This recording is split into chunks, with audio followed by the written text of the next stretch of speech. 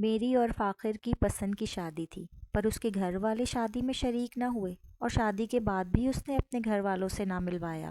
بیٹی کے پیدا ہونے کے کچھ عرصے بعد وہ بہانے سے بیٹی کو مجھ سے لے گیا اور واپس لوٹ کر نہ آیا۔ اس کو ڈھونڈتے ڈھونڈتے ایک دن اس کے دوست سے ملی تو اس کے گھر والوں کی حقیقت سننے کے بعد میرے پیروں تلے سے زمین نکل گئی۔ میں بستر مرگ پر تھی، میرا حسین گلاب سا چہرہ کملا چکا تھا اور رنگ کانٹے بھری ٹہنی جیسا ہو گیا تھا۔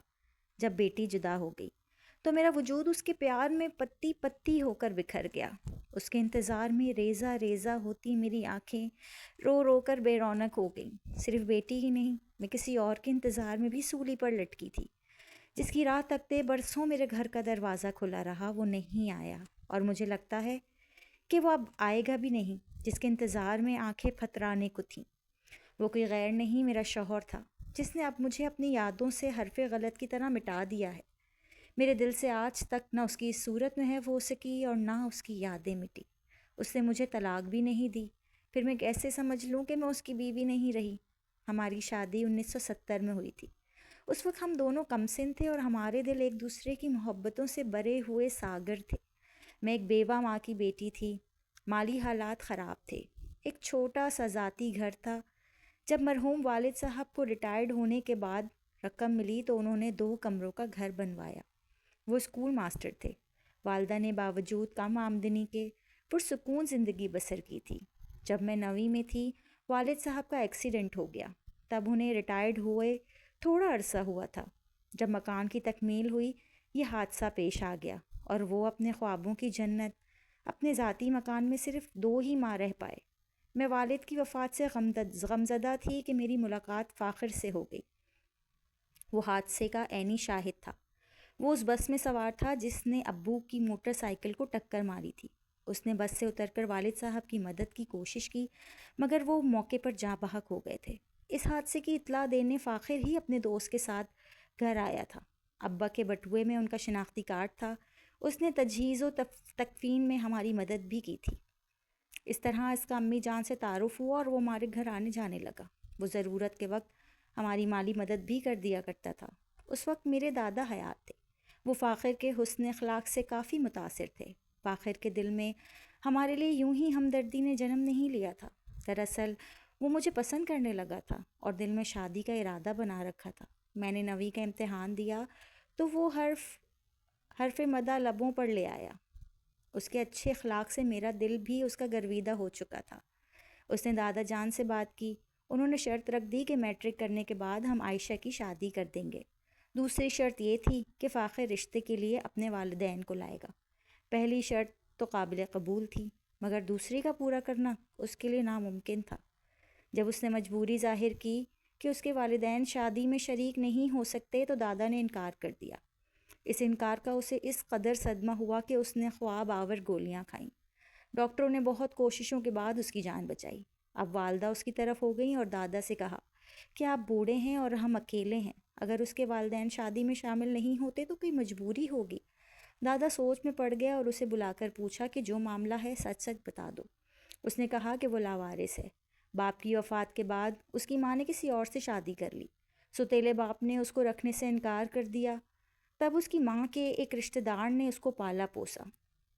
یہی وجہ ہے کہ والدین کو رشتے کے لیے لانے سے قاصر ہے۔ دادا نے کہا کہ جس رشتہ دار نے پالا ہے اسی سے ہی ملا دو، ہم اس کے ساتھ معاملات طے کیے لیتے ہیں۔ اس نے بتایا کہ اس مہربان نے مجھے پال تو دیا، میٹرک تک پڑھایا بھی، لیکن اب اس کے اپنے بیٹے جوان اور شادی شدہ ہیں۔ اس کی بہوؤں نے مجھے اپنے گھر میں رکھنے سے انکار کر دیا ہے۔ میں ایک دوست کے ساتھ رہتا ہوں، ہم نے کرائے پر گھر لیا ہوا ہے، میری معمولی سی نوکری ہے، یہ میرے حالات ہیں۔ سب کچھ سچ بتا دیا ہے۔ کچھ والدہ اور دادا سوچ میں پڑ گئے۔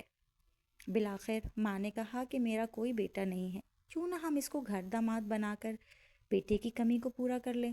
بہرحال میری شادی فاخر سے ہونا تھی، ہو گئی، مگر ہماری شرطوں پر نہیں، اس کی شرطوں پر۔ یعنی نہ اس نے اپنے گھر والوں سے ملایا اور نہ اس کی طرف سے کوئی رشتہ طلب کرنے آیا۔ سادگی سے میری شادی اس کے ساتھ ہو گئی جیسا کہ توقع تھی۔ دادا کی حیات تک وہ بہترین داماد ثابت ہوا۔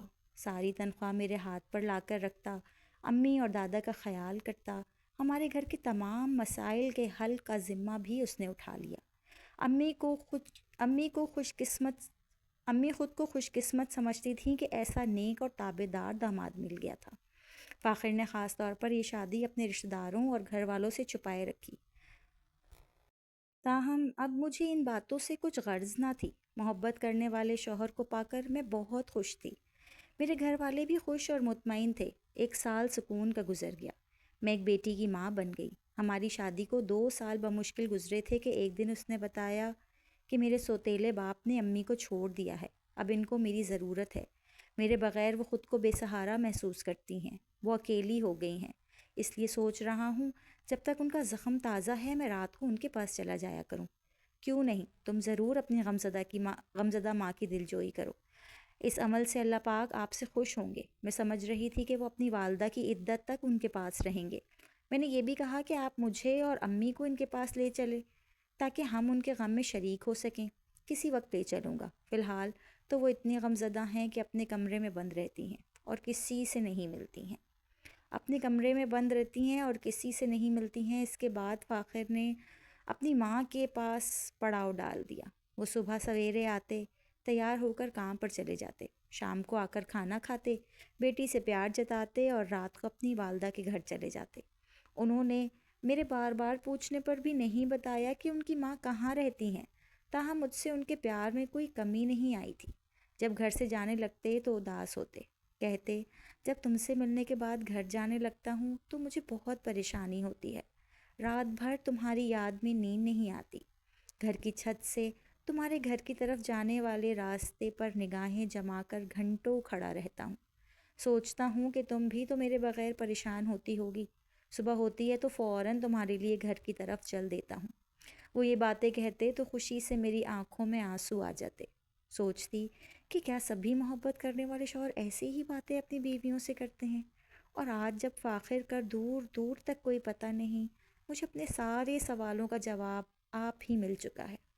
ہم نے کتنے دن یوں ہی ایک دوسرے کی جدائی میں تڑپ تڑپ کر گزار دیے۔ کبھی صورتحال سے تنگ آ جاتی تو کہتی کہ مجھے اپنی والدہ کے پاس لے چلو، آخر میں ان کی بہو ہوں، وہ تم کو قبول نہیں کریں گی، بہتر ہے کہ تم ان سے مت ملو ورنہ وہ تمہاری طلاق کروا دیں گی۔ میں ان کی بات سن کر سہم جاتی، کبھی کبھار دل بیٹھنے لگتا، لیکن مگر ان کی شکل دیکھتی تو سب وسوسے بھول جاتی۔ پھر اچانک ان کے آنے جانے میں فرق آنے لگا۔ پہلے وہ روز آتے، پھر 2-4 دن کا وقفہ پڑنے لگا، بعد میں ہفتے اور پھر ماہ بھر کی دوری اختیار کر لی۔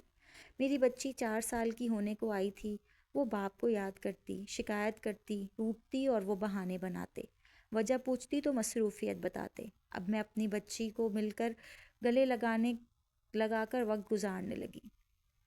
ایک دن آئے، عید کا دن تھا، میں نے اپنی بیٹی کو نیا جوڑا پہنایا اور تیار کر دیا۔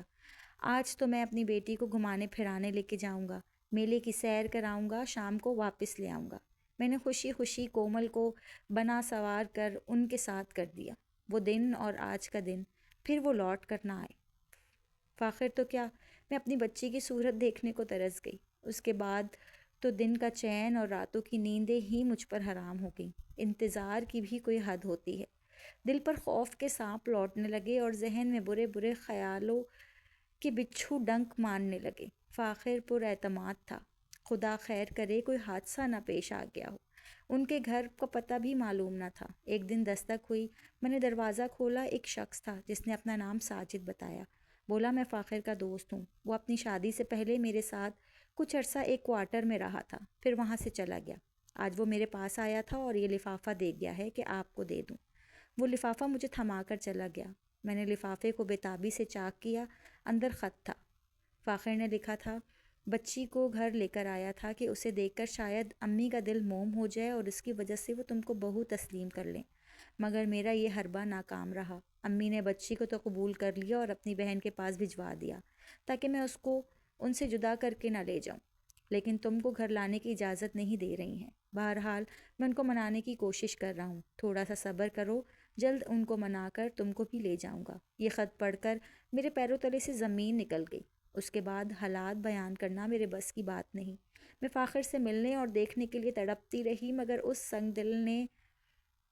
اپنی تو کیا، میری معصوم کلی تک کی شکل مجھ کو نہ دکھائی۔ اب میں ایک زندہ لاش تھی۔ ڈاکٹروں نے میری زندگی سے مایوسی ظاہر کر دی تھی۔ ساری دنیا کہتی فاخر نے تم کو دھوکہ دیا ہے، لیکن میرا ذہن اس بات کو تسلیم نہیں کرتا تھا۔ ابا کی پنشن پر گزارا تھا، اماں کی وفات کے بعد وہ بھی بند ہو گئی۔ میں نے ایک کمرہ اپنے رہنے کے لیے رکھ کر باقی حصہ کرائے پر اٹھا دیا۔ دن یوں ہی گزرتے رہے، ہمت کر کے پرائیویٹ امتحان دیتی رہی، بالآخر BA کر لیا تو ایک اسکول میں ملازمت مل گئی، 2 وقت کی روٹی کا آسرا ہو گیا۔ مگر فاخر کا دکھ بھولتا نہ تھا۔ ہر وقت دعا کرتی کہ اے اللہ مجھے میری بیٹی سے ملا دے۔ ایک دن اسکول سے گھر لوٹ رہی تھی کہ ایک شخص پر نظر پڑی۔ غور کیا تو مجھے لگا یہ ساجد ہے۔ آواز دی، بھیا ذرا ٹھہرو، کیا آپ ساجد ہیں؟ میں نے سوال کیا۔ ہاں میں ساجد ہوں، میں فاخر کی بیوی ہوں۔ کیا آپ نے مجھے پہچانا نہیں؟ پہچان تو لیا ہے لیکن آپ کافی بدل گئی ہیں۔ ہاں بھیا، غموں نے مجھے ایسا کر دیا ہے۔ دعا کیا کرتی تھی آپ مل جائیں تو فاخر کا پتہ پوچھوں، شاید آپ جانتے ہوں وہ کہاں ہے۔ میری بیٹی 4 سال کی تھی جب عید کے دن اسے سیر کرانے کے بہانے لے گیا تھا۔ وہ دن اور آج کا دن دونوں کو ڈھونڈ رہی ہوں۔ بھیا مجھ پر ترس کھاؤ، اگر ان کا پتہ یا ان کے بارے میں کوئی خیر خبر دے سکتے ہو تو بتا دو۔ میں نے ہاتھ جوڑے اور پھر اس کے پیروں میں بیٹھ کر رونے لگی۔ اٹھو بہن، رستے میں اس طرح نہ بیٹھو، میں آپ کو تمام احوال بتاتا ہوں۔ وہ میرے ساتھ گھر آ گیا۔ پھر اس نے بات شروع کی۔ تمہیں بہن کہا ہے تو سچ بھی کہوں گا۔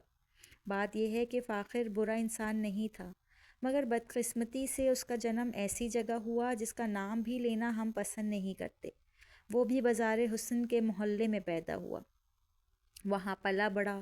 اس کی ماں نہایت حسین عورت تھی۔ وہ ایک دولت مند عیاش شخص کو پسند آ گئی۔ اس نے اس کے ساتھ شادی کر لی۔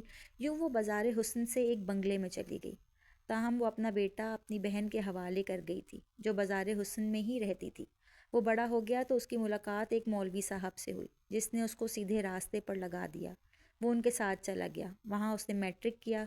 مولوی صاحب کا انتقال ہو گیا تو اس کو پھر سے اپنی خالہ کے پاس آنا پڑا۔ فاخر نے بچپن سے طبلہ بجانے کا ہنر سیکھا تھا۔ خالہ کے پاس آ کر اسی کام کو اختیار کر لیا کیونکہ پیٹ کا دوزخ تو بھرنا تھا۔ بہن تم سے شادی کے بعد اس نے خالہ کا گھر چھوڑ دیا اور تمہارے گھر چلا گیا۔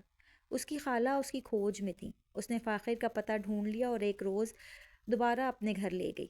فاخر نے اسے بتایا کہ وہ شادی شدہ ہے اور ایک بچی کا باپ ہے، تو خالہ نے خواہش کی کہ وہ اس کی بچی کو دیکھنا چاہتی تھی۔ کومل چھوٹی سی تھی، فاخر کو گمان بھی نہ تھا کہ جس عورت نے اسے ماں بن کر پالا ہے وہ اس کے ساتھ دھوکہ کرے گی۔ کومل کو دیکھ کر اس کی خالہ کے دل میں فتور آ گیا اور اس نے بچی کو چھپا دیا اور فاخر سے جھوٹ بولا کہ بچیاں سیڑھیاں اتر کر گئی تھی، کہیں بازار میں آگے چلی گئی ہے۔ فاخر نے اس کو بہت ڈھونڈا، اس لیے تمہارے پاس نہیں آیا کہ بچی مل جائے تو جائے، ورنہ تم کو کیا منہ دکھائے گا۔ جب بچی نہ ملی تو فاخر نے غصے میں اپنی خالہ کو گولی مار کر قتل کر دیا اور جیل چلا گیا۔ وہ اب تک سزا بھگت رہا ہے۔ ادھر بچی کو اس کی خالہ نے جس عورت کے حوالے کیا وہ بھی طوائف تھی اور اس کے کوٹھے پر بھی طرح طرح کے لوگ آتے تھے۔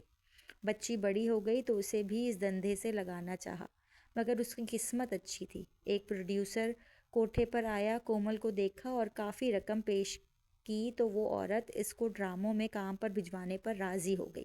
یوں کومل کی زندگی بچ گئی۔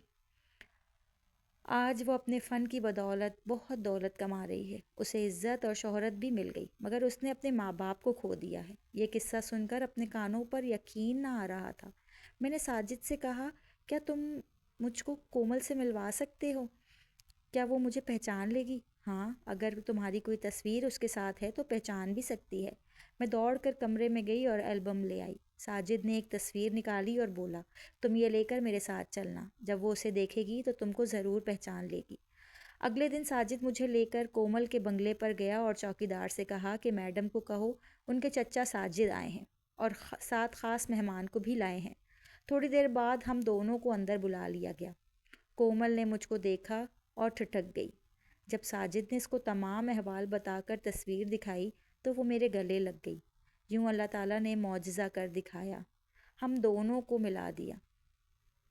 آج میں کومل کے پاس ہوں، میرا بڑھاپا سکون سے گزر رہا ہے، لیکن پچھلے دکھ اگرچہ بھول نہیں سکتی، بھلانے کی کوشش ضرور کرتی ہوں۔ افسوس کہ فاخر کو پھانسی کی سزا ہو گئی تھی، اس لیے اس سے ملاقات کی حسرت دل میں رہ گئی۔ اگر آپ اس طرح کی دلچسپ کہانیاں مزید سننا چاہتے ہیں تو پلیز میرے چینل کو سبسکرائب کریں اور بیل آئیکن کو ضرور پریس کیجیے گا تاکہ ہر آنے والی نئی ویڈیو آپ تک بآسانی پہنچ جائے۔